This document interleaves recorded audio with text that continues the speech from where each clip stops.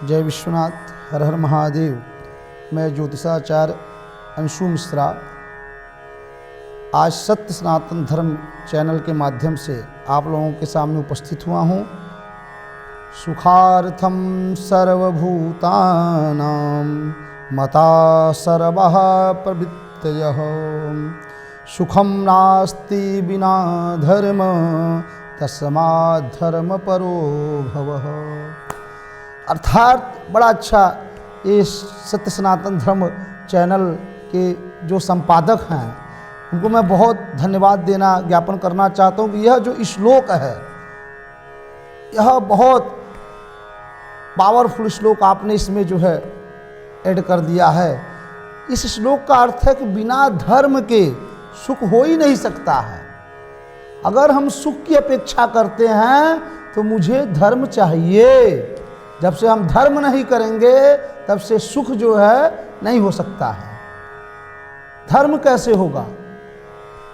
धर्म के अंग क्या क्या हैं, किस प्रकार धर्म करना चाहिए। इसी धर्म का एक अंग अभी श्रावण मास चल रहा है। श्रावण मास क्या है? श्रावण मास को श्रावण मास क्यों कहते हैं? देहात में इसको सावन कहते हैं, लेकिन शुद्ध इसका मास श्रावण है। संस्कृत शब्द श्रावण, श्रावण का मतलब है मनन करना, सुनना, श्रवण करना। श्रावण का मतलब श्रवण करना है। जितना हम भगवान शिव को सुन सकें,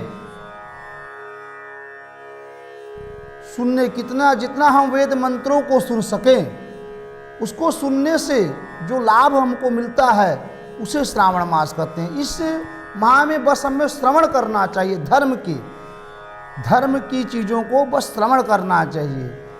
वह मंत्र हो गए, भगवान के प्रवचन हो गए, भगवान के भजन हो गए। श्रवण मात्र से ही पुण्य मिल जाता है। और भगवान भोलेदानी हो तो तत्क्षण प्रसन्न होने वाले सबसे देवता हैं, क्षण भर में प्रसन्न हो जाने वाले। पता चला कोई उनका भक्त अभी पूजा करके उठा है, माला श्रृंगार करके, तब से कोई भक्त है उनके ऊपर एक बाल्टी जल जो है गिरा दिया, तब भी भगवान प्रसन्न हो जाते हैं। बैद्यनाथ में एक जो बैद्यनाथ जो ज्योतिर्लिंग है, वहाँ पे एक आया चोर जो है भगवान के घंटा को चुराने, और शिव जी के ऊपर ही चढ़ के लगा घंटा चुराने। भगवान उसमें प्रसन्न हो गए कि ये तो सब कुछ तो हमको दूध दही सब लोग अर्पण करते हैं, घी तो अपने आप को अर्पण कर दिया। ऐसे भगवान शिव तत्क्षण प्रसन्न होने वाले देवता। बस आपकी नीयत साफ होना चाहिए, छल छिद्रम जो है नहीं होना चाहिए। माताएं सबसे ज़्यादा पूजा करती हैं भगवान शिव की। सबसे ज़्यादा इष्ट जो है भगवान शिव माताएं बहनों की होती हैं। पार्वती जी ने जब से तपस्या किया जो है भगवान शिव को अपने पति रूप में प्राप्त करने के लिए। देखिए, एक स्त्री की पति ही सब कुछ होता है। पति सब कुछ होता है। और तो पति को प्राप्त करने के लिए माताएं बहनें हम लोगों की जो है एक उचित जो है एक सही मार्गदर्शक पति हमको प्राप्त हो, इसलिए भगवान शिव की उपासना करती हैं। शिव स्वरूप में प्राप्त हो। भगवान शिव का स्वरूप, भगवान शिव के कार्य अद्वितीय हैं देवताओं में। सब लोगों ने जो है अमृत के लिए सब देवताओं लोग जो है लगे रहे, लेकिन भगवान शिव को विष पान किए, भगवान शिव ने विष को ग्रहण किया। ऐसा त्याग रूपी पति प्राप्त करने के लिए बहनें माताएं सब लगी रहती हैं। तो श्रावण मास में हम किस तरह से शिव की उपासना करें, आइए जानते हैं कि श्रावण मास में हम किस तरह भगवान शिव को प्रसन्न कर सकते हैं। श्रावण मास में भगवान शिव को प्रसन्न करने का सबसे छोटा सा उपाय है भगवान का रुद्राभिषेक। यह रुद्राभिषेक है क्या?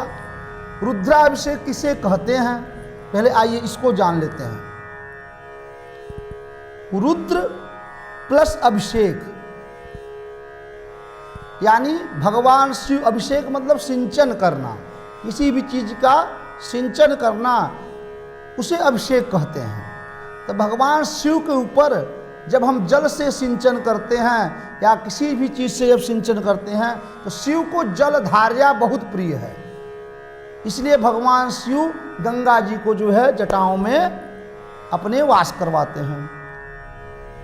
शिव जी को गंगा जल बहुत प्रिय है।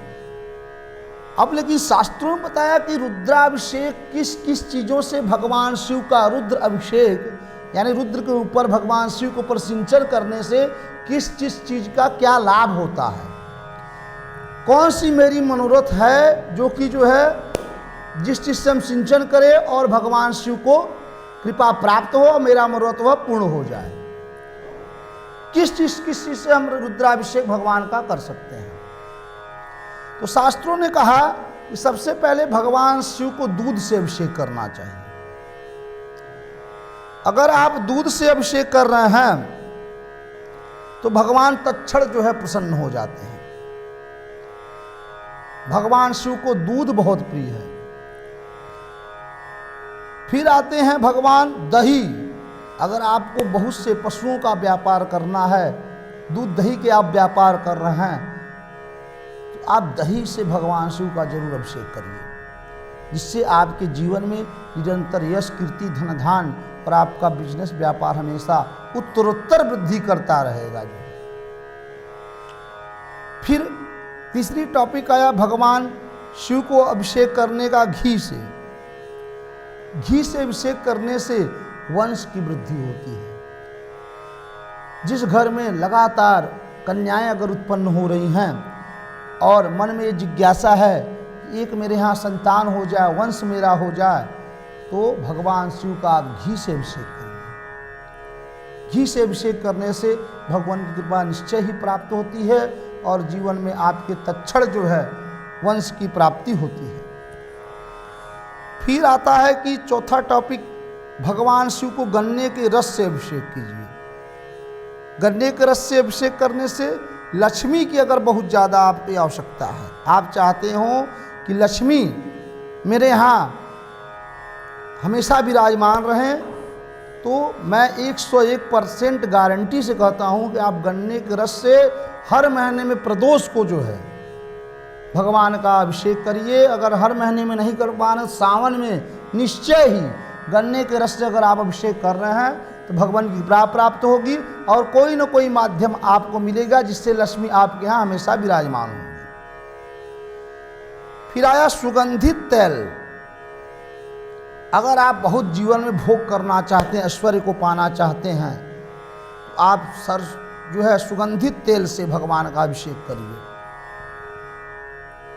मक्खन से भी अभिषेक हमारे शास्त्रों में बताया गया है।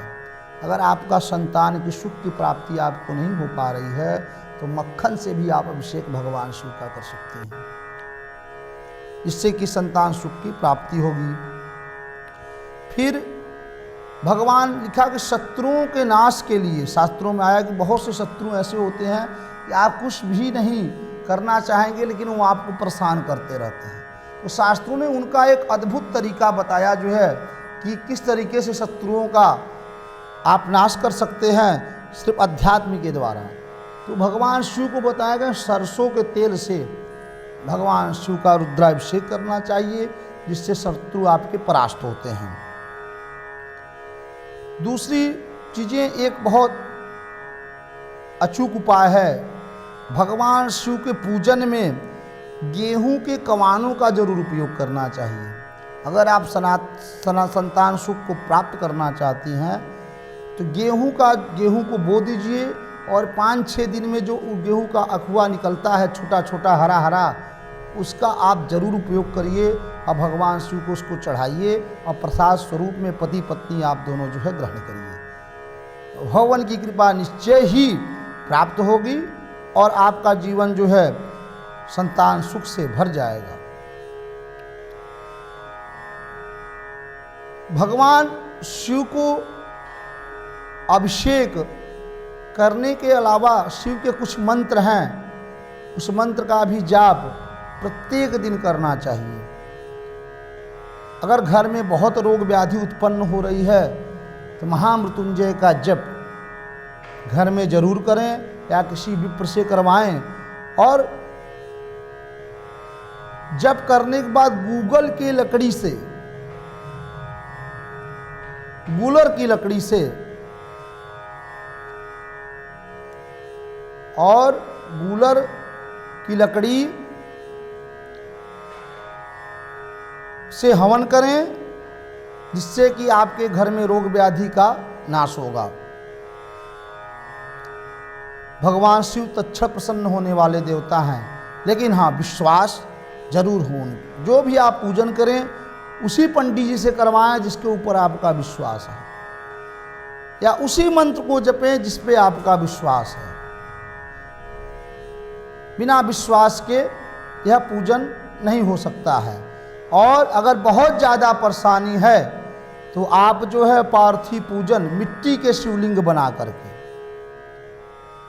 मिट्टी का शिवलिंग बना करके भगवान शिव का रुद्राभिषेक करें, और आप सभी जिस चीज़ की आप मनोकामनाएं मन में लेते हैं वह तत्क्षण आपको प्राप्त होगा।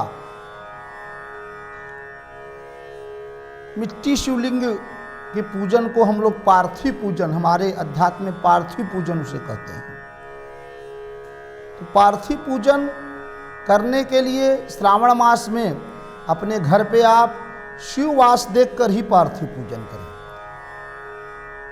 और सब वासों के लिए भगवान नर्मदेश्वर हैं तो वहाँ शिववास देखने की आवश्यकता नहीं है। रुद्राभिषेक कर रहे हैं तो वहाँ शिववास के देखने की आवश्यकता नहीं है। मंदिर में कर रहे हैं अभिषेक तो कभी भी शिववास आपको देखने की आवश्यकता नहीं है। शिव का वास कहाँ पे है, यह हमारे कुछ ज्योतिष के माध्यम से शास्त्रों ने निश्चय किया कि कहाँ पे शिव रहते हैं तो किस तरह से पूजा जो है फलदायी होता है। तो जब शिववास आपको मिले तब जो है भगवान का आप शिव की उपासना करें, रुद्राभिषेक करें और पार्थिव पूजन करें। मंदिर में पूजन करने से अनंत गुना फल की प्राप्ति होती है। अगर आप रुद्राभिषेक मंदिर में कर रही हैं, किसी देव मंदिर में जा करके जहाँ प्राण प्रतिष्ठित मंदिर है, तो वहाँ करने से आपको अनंत गुना फल, जो पूजा आपके घर में करने से 1 गुना प्राप्त होगा, वहाँ पे वह अनंत गुना वह पूजा आपके लिए फलदायी हो जाएगा। इसी के साथ मैं अपने वाणी को विराम देता हूँ। अगले फिर सत्य सनातन धर्म चैनल के माध्यम से पुनः हम सब उपस्थित होंगे। सर्वे भवन्तु सुखिनः, सर्वे सन्तु निरामयाः, सर्वे भद्राणि पश्यन्तु, माँ कश्चित् दुख भाग भवेत्। सभी लोग सुखी रहें, सभी लोग दीर्घायु रहें, सभी लोग निरोगी लगें। इसी उद्देश्य से हम सभी लोग नमः पार्वती पतये हर हर महादेव।